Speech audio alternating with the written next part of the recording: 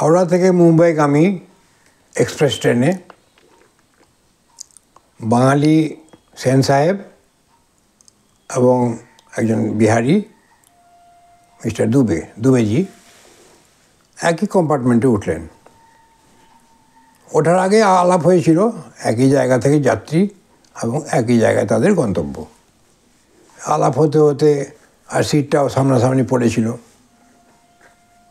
বেশ ভালো মন্দ গল্প, সাম্প্রতিক ঘটনাগুলো, ব্যবসার উন্নতি অবনতি, সমস্যা, নানা রকম আলাপ আলোচনা। তো যেহেতু উনি বিহারের বাসিন্দা এবং বাঙালিদের সম্বন্ধে অনেকটা নলেজও আছে, ট্রেন ছাড়ার কিছুক্ষণ পর একটু রাত হলে তারা নিজের খাবার বার করলেন। সেন সাহেব দেখলেন দুবেজির খাবারের মধ্যে খাঁটি ঘিয়ে ভাজা পরোটা আর কষা মাংস, বেশ লোভনীয় খাবার। আর তাঁর নিজেরও খাবার বার করেছেন। দুবেজি তাঁর খাবারের দিকে তাকাচ্ছেন যে ভাত, ডাল, পুঁটি মাছ ভাজা। দুবেজির খাবার বেশ স্ট্যান্ডার্ড, দামি, কিন্তু বাঙালির খাবারটা সিম্পল খাবার, অথচ বাঙালিদের বুদ্ধি তো অনেক বেশি। আচ্ছা বাঙালি বাবু, শুনেছি যে আমাদের থেকে আপনাদের বুদ্ধি অনেক বেশি হয়, তো কেমন করে বুদ্ধি বেশি হয়? আপনার ভাত ডালের সঙ্গে ওটা কী আছে? তো এইটাই তো বুদ্ধির কারিগর। পুঁটি মাছ, ছোট ছোট পুঁটি মাছ, এ যখন খাওয়া হয় এ সমস্ত বুদ্ধি গজিয়ে দেয়, তাই নাকি? তো খেতে শুরু করবেন এমন সময় তার মনে হলো খাবারটা বদলা বদলি করে নিলে ভালো হতো।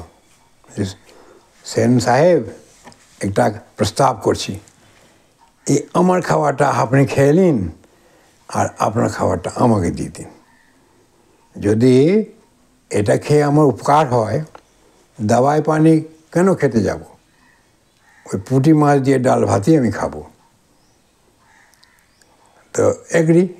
সেন সাহেব তো প্রথমে বুঝতে দিচ্ছেন না, মনে মনে তো খুব খুশি, কিন্তু তিনি সম্মতি দিলেন এবং আরামসে মনের মতো খাবার, সেই পরোটা, কষা মাংস, এটা খেয়ে নিয়ে বেশ। আর দুবেজিও খেলেন, যদিও ওগুলো খাওয়ার অভ্যাস নেই তাঁর, তবুও অনেক উন্নতি হবে, মানসিক স্বাস্থ্য ভালো হবে, বুদ্ধি খুলবে বলে তিনিও খেয়ে নিলেন। এবার রাতে ঘুমালেন।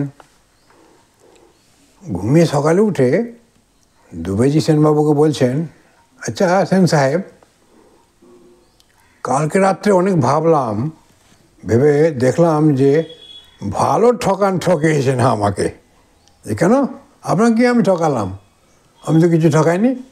না না না, আপনি ওই পুঁটি মাছ ডাল ভাত, এটা কম দামি খাবারটা আমাকে দিয়ে আপনি আমার বেশি দামি খাবার, স্পেশাল খাবারটাই খেয়ে নিলেন। তা আপনার তো খুবই চালাকি।